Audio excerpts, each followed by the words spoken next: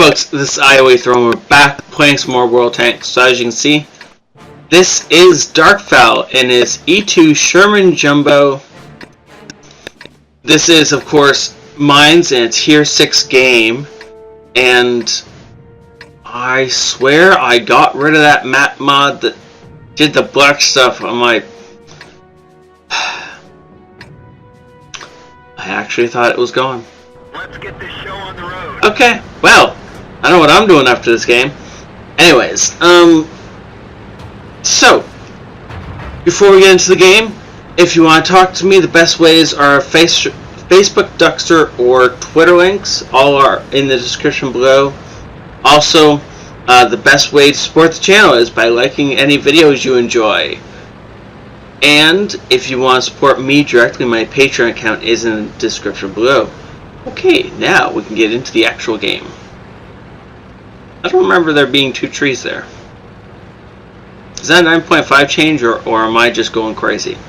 Which is very possible, by the way. So anyways, Darkfell is rushing up towards this hill. He gets a nice shot to that Hellcat. Should be a dead Hellcat here in a second. Come on, get another shot into him. Oh yeah, dead Hellcat. Okay, well, that's one out of the game, and their enemy Chaffee is trying to circle around behind us for reasons I don't quite understand. This is a suicide charge by the Chaffee. Nice shot. Because this kind of thing happens a lot with the getting killed while doing it kind of thing. Now, if you want to do that kind of... pause it here for a sec.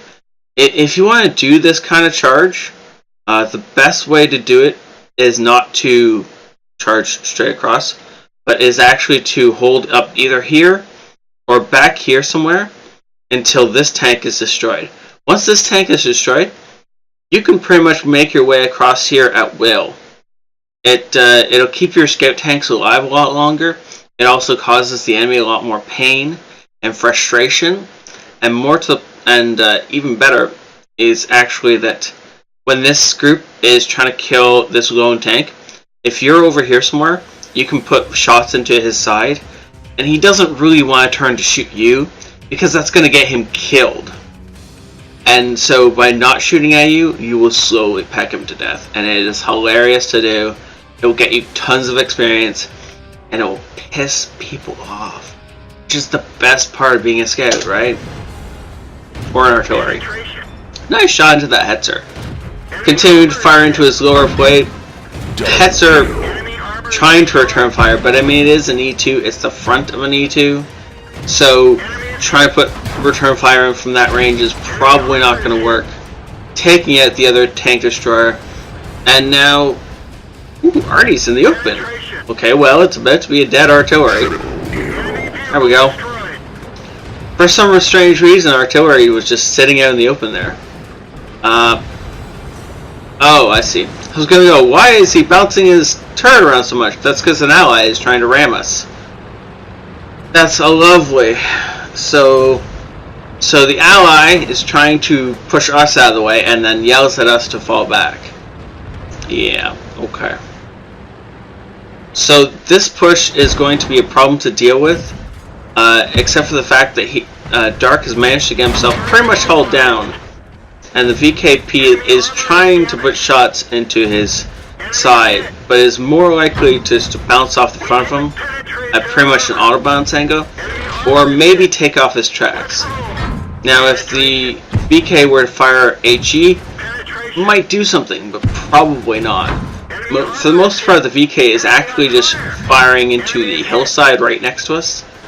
I love this target choice because the only thing that is doing any damage to him right now is that VK. So by taking him out, oops, we shot the cliff. It guarantees us taking less damage. Now the KV-85, no way the KV-85 pens.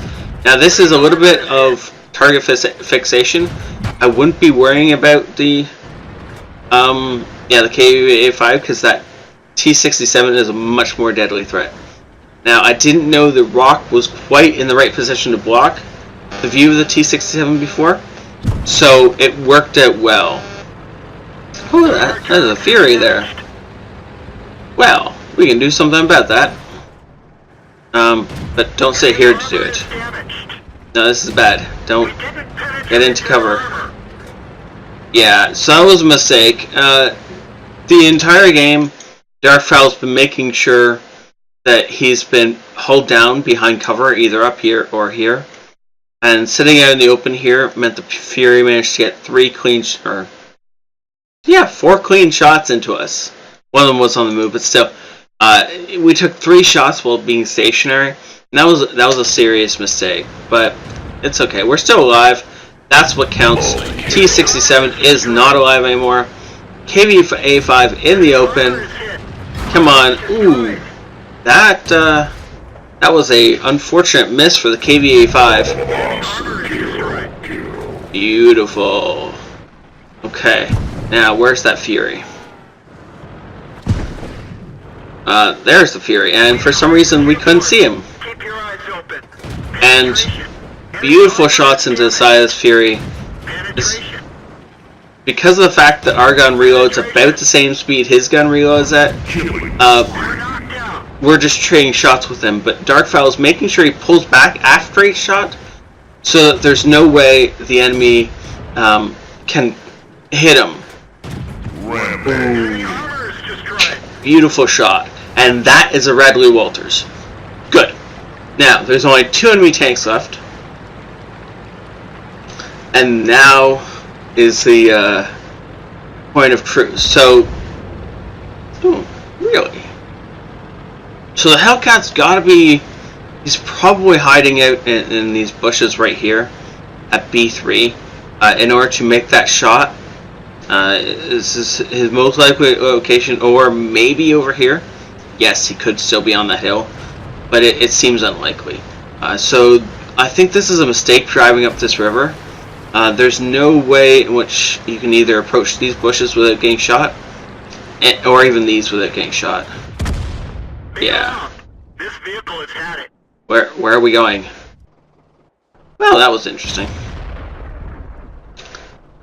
Yeah, so that's what happens. Unfortunately, stop switching my camera view. So unfortunately,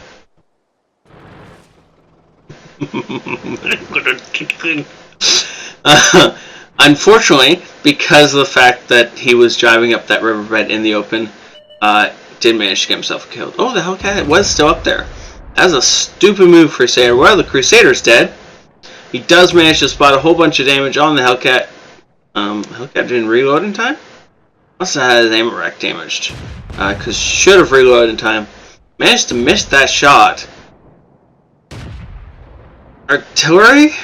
Oh no. Friendly Hellcat lights enemy Hellcat on fire. Crusader steals the kill out from under our friendly Hellcat. And that's the victory. The end of that game was kind of painful to watch. 7,300 experience without premium with a ×5. That was an awesome ×5. Mastery class ace tanker, of course, fire for effect, duelist, bruiser, and the coveted Radley Walters. He also managed to get himself a cool-headed. Oh, right. Cool-headeds are normally associated with little autocannons firing at you. But this is more associated with that KV85 that was bouncing shots off the front, and the VK 3001P that couldn't hit him either. Or was it 3601P? I don't remember. It was a VKP. That's all I remember. It's been a while since I had that tank. Or since I saw that tank in a game, actually. Top Gun, Superfluous at this point in time, and of course the High Caliber. Great game, but shocked or spotted damage into most of the enemy team. I would count that, but I'm too lazy for that. Unfortunately, getting nailed by the enemy team's Top Gun. Really? So he gets a Top Gun because of the fact that he had 6 kills? But we had the most kills in the game, so we are the Top Gun. Wargaming, that doesn't make any sense. Please change that, or fix it, or something. 3,100 damage dealt over 8 kills. beautiful score. And then you go down to the bottom and you notice that a third of his team did 0 damage. And though the SU-5 deserves some props, because that wasn't for lack of trying. He fired 12 shots and apparently missed everything. Wow, that's unfortunate. So, that one shot at the end on the Hellcat that I thought was the artillery was apparently our friendly Hellcat. Interesting. 48 shots fired, 31 penetrations, a whole whack a lot of damage. And look at this, hits received. Damage blocked by armor was almost as much as he dealt. That's pretty sweet. And a little bit of spine damage in there just to, be like the icing on the cake. That was a beautiful game. Once again, one of these games that I wish I could have given premium to retroactively, because that would have been so sweet. And 11,000 experience with premium if he'd had it. Thank you so much, Darkfowl, for sending this in. Thank you all for watching. Have a great night. This is IOEther out. Hey folks, this is IOEther, and we're back with some more World Tanks. Side scraping. How to counter a player who's side scraping. So the E100 is trying to side scrape. And you can see, let's see where. Ronik is actually firing at the engine deck of the enemy tank. And, well, that makes sense, because Ronik's gun is actually higher up than the enemy tank's engine deck, so he can aim down. And if he concentrates right, and if he, T-57, really? How did you miss that shot on the T-57? Really? That was like a free shot. So the enemy E100 is getting really pissed that Ronik can somehow penetrate him without being,